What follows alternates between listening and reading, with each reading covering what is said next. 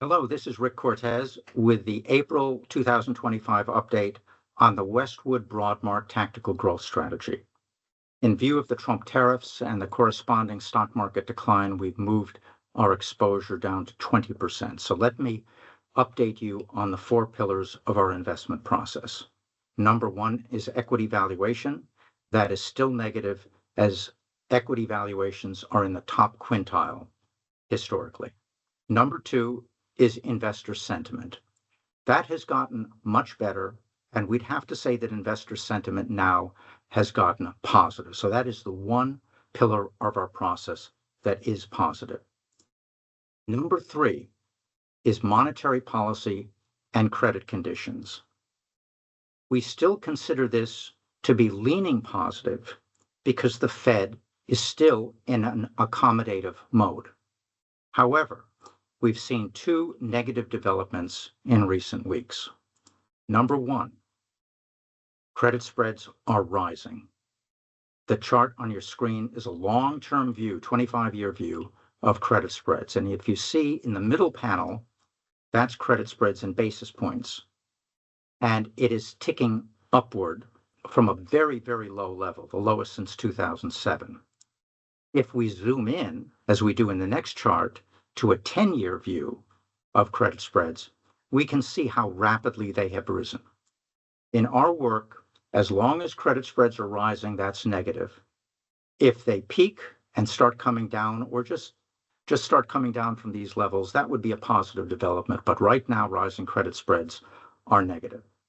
The second negative development is the yield curve steepening.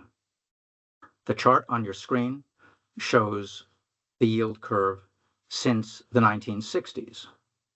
And every time the yield curve has been inverted and then starts steepening, if you look at the chart, it has accompanied a recession. And those shaded areas on the chart are recessions. We don't know if this will be a similar situation, but it's not moving in the right direction. And finally, the fourth pillar of our process is momentum. And momentum is deteriorating. Take a look at this chart. This is upside and downside volume.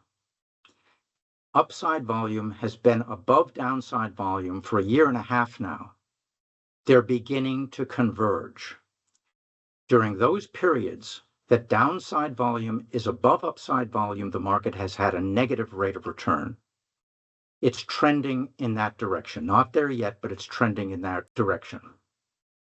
So let me say this, we do not predict, we adapt to the market. But the most dangerous time for stock prices is when credit spreads are rising, the yield curve is disinverting, and momentum is negative. Again, we don't predict, we adapt. If the market were to reach a bottom and momentum gets better, we would raise our exposure.